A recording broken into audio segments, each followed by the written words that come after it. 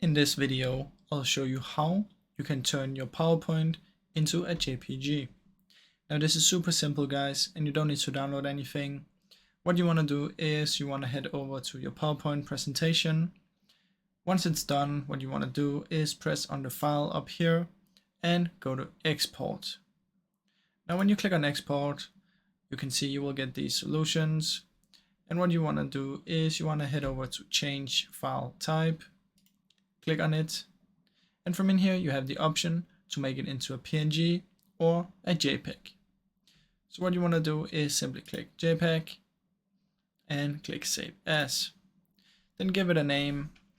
Let's call it PowerPoint. Save it on our desktop.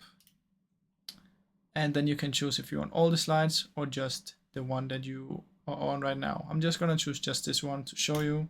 So I'm going to do that. Now, when I head to my desktop, you'll see it will be saved right here. And if I open it, it will be just like that. So that's basically how you can do it, guys. It's super simple. So I really hope you enjoyed this video. And if you did, please leave a like and subscribe, as it helps me out a ton. Thank you so much for watching.